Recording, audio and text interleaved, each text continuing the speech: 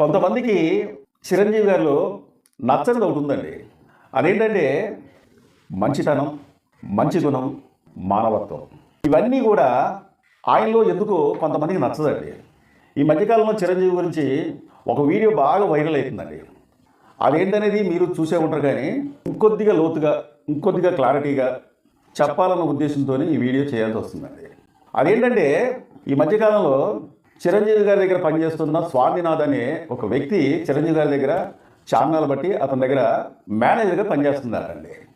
చిరంజీవి గారు ఇంతకుముందు ఒక వీడియోలో ఒక మాట చెప్పినారు. అదేంటంటే చెడైతే చెవిలో చెప్పు, మంచి అయితే మైకాలో చెప్పు అని చెప్పి ఒక ఈవెంట్లో ఒక సందర్భం బట్టి ఆయన మాట్లాడిన మాట నాకు చాలా బాగా నచ్చిందండి. ఎందుకంటే ఆ మాటలో ఉన్న అర్థం అలాంటిదన్నమాట. చెడైతే చెవిలో చెప్పు, మంచి అయితే మైకాలో చెప్పు అంటే దాని అర్థం ఏంటంటే ఎవరి గురించైనా నీకు ఒకవేళ వాళ్ళ గురించి చెడ్డగా తెలిసినట్లయితే వాళ్ళ గురించి ఎక్కడ కూడా పబ్లిక్గా మాట్లాడకు అని. అంటే దాని అర్థం వాళ్ళ పరువు పబ్లిక్లో తీయకు, వాళ్ళని పబ్లిక్లో ఇష్టం వచ్చినట్టుగా మాట్లాడి వాళ్ళని కించపరచకు అని. అంతేకాకుండా ఇంకో మాట ఏమన్నంటే మంచి అయితే మైకాలో చెప్పు అన్నాడు. దాని అర్థం ఏంటంటే ఎవరి గురించైనా నీకు ఆ వ్యక్తి గురించి కొన్ని విషయాలు, మంచి విషయాలు చెప్పినట్టు తెలిసినట్లయితే వాళ్ళ గురించి అవసరమైతే ఒక్కరికి ఇద్దరికి కాదు, కొన్ని వందల మందికి వినబడేటట్టుగా మైకాలో చెప్పు అని. ఈ మాటలో ఇంత అర్థం ఉందన్నమాట. ఈ మధ్యకాలంలో చిరంజీవి గారి దగ్గర పనిచేసే మేనేజర్ వాళ్ళ దంపతులకు ఒక ఆడపిల్ల పుట్టిన తర్వాత, అంటే చిన్నపిల్లల్ని ఉయ్యాలేస్తారు కదా, ఆ స్వామినాథ్ గారి కుటుంబ సభ్యులతో పాటు చిరంజీవి గారి కుటుంబ సభ్యులను కూడా ఆహ్వానించినారండి ఆ మేనేజర్ గారు. చిరంజీవి గారి సతీమణి, అంతేకాకుండా చిరంజీవి గారి పెద్ద కూతురు సకుటుంబ సమేతంగా ఈ కుటుంబ సభ్యులు మొత్తం చిరంజీవి గారితో సహా వచ్చి ఆ పుట్టిన బేబీని అలాగే ఈ దంపతులను కూడా దీవించి చిరంజీవి గారు ఆ బేబీకి మెల్లో ఒక చైన్ వేసిందండి. కానీ ఆ దంపతులు చిరంజీవి గారు ఎప్పుడైతే ఆ బేబీని తీసుకుందో ఆ దంపతులు ఏం చేశారంటే వెంటనే సార్ మీరు మా బేబీకి పేరు పెట్టాలని చెప్పారండి. అప్పటిదాకా చిరంజీవి గారికి తెలియదు, ఏదో పిలిచారు కదా వచ్చాం కదా అన్నట్టుగా చిరంజీవి గారు అనుకోరు. కానీ వెంటనే ఆ మాట అన్న తర్వాత చిరంజీవి గారు స్మైల్ ఇచ్చి అలేఖ్య అని పేరు నామకరణం చేసిందండి. అలేఖ్య అంటే అర్థం ఏంటంటే చిత్రం, పెయింటింగ్ అని అర్థం. అంత చక్కని పేరు పెట్టినాడు ఆ అమ్మాయికి.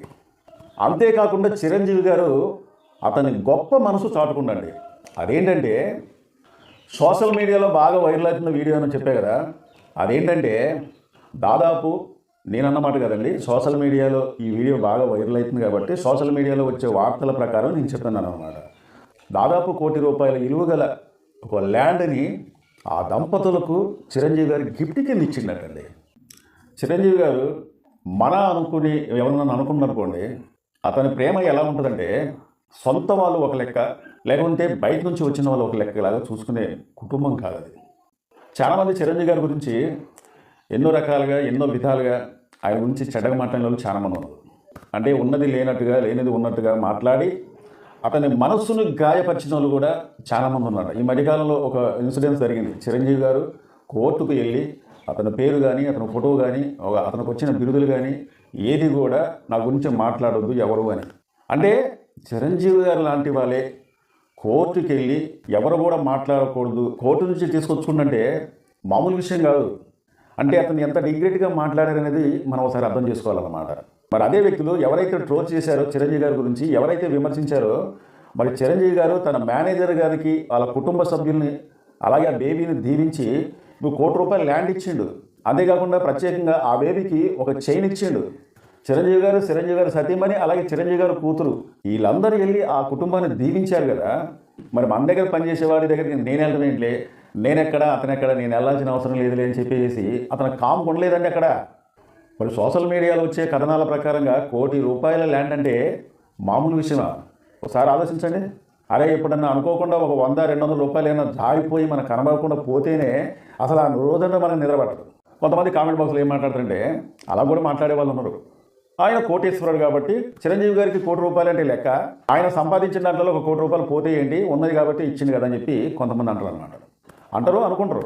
సరే, అలా అనుకునే వాళ్ళకి నా సమాధానం ఏంటంటే, మన దగ్గర సపోజు ఒక ₹1,00,000 ఉందనుకోండి, ఆ ₹1,00,000 ఖర్చు పెడదామని చెప్పి మనం చూస్తామా? లేదు.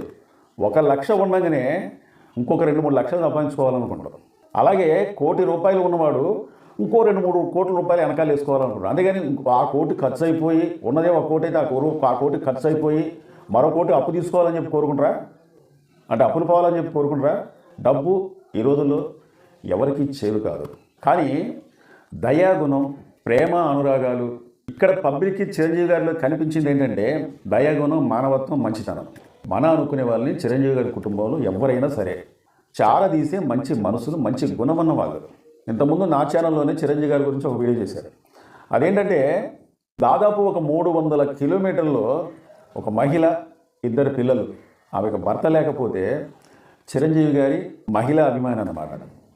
అయితే ఆమెకి ఏమీ దిక్కు తోసని స్థితిలో చివరకు 2 పిల్లల్ని చదివించాలి, 2 పిల్లలకు పెళ్లి చేయాలి, వీళ్ళిద్దరిని కూడా ఒక స్థాయికి తీసుకురావాలంటే ఆమెకి వేరే దారి ఏం కనబడట్లే.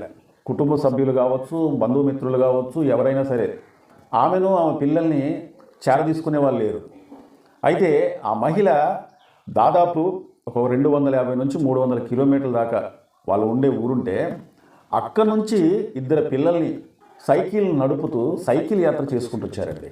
2 పిల్లలు, తల్లి చిరంజీవి గారి దగ్గరికి వచ్చి కలిసి, మీ అభిమానిని అన్నయ్య నేను, నాకు భర్త లేదు, నాకు 2 పిల్లలు ఉందని చెప్పి అతని దగ్గరకు వచ్చి, చిరంజీవి గారి దగ్గరకు వచ్చి ఆమె సాధక బాధకాలు మొత్తం చెప్పుకొని చిరంజీవి గారిని చూసిన ఆనందంలో ఆనంద బాష్పాలు కారుస్తూ ఆమె ఏడుస్తూ ఉంటే చిరంజీవి గారు ఆ పిల్లల్ని ఒకటే మాట్లాడు, చిరంజీవి గారు ఆ పిల్లల్ని చదివించే బాధ్యత నాది, ఇంకా నువ్వు భయపడకు, మీరే ఊరమ్మా, ఎక్కడ ఉంటామని చెప్పి ఆ అడ్రస్ మొత్తం తీసుకొని చిరంజీవి గారు ఆ మగపిల్లకి, అబ్బాయికి, అలాగే ఆ అమ్మాయి కూడా ఎంత ఖర్చు అయినా సరే వీళ్ళు ఎంతవరకు చదువుకుంటే ఆ చదువు ఖర్చులు మొత్తం కూడా నేను పెట్టుకుంటా, నువ్వు ఎటువంటి ఇబ్బంది పడాల్సిన అవసరం లేదు, ఇప్పటి నుంచి ఈ పిల్లల బాధ్యత, కుటుంబ బాధ్యత కూడా నేను చూసుకుంటా అని చెప్పి ఆ మహిళకు ధైర్యం చెప్పి, అలాగే ఆ పిల్లలకు, ఆ మహిళకు బట్టలు పెట్టి కాస్తంత అమౌంట్ ఇచ్చి పంపించిన వ్యక్తి అండి.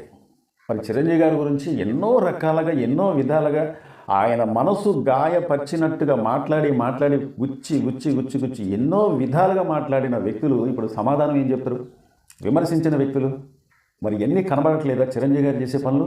ఈ వీడియో ముగించే ముందు మళ్ళోసారి చెప్తున్నా, ఎవరినైనా విమర్శించేటప్పుడు వాళ్ళ మనసుకు మాత్రం గాయపరిచే విధంగా మాట్లాడకండి.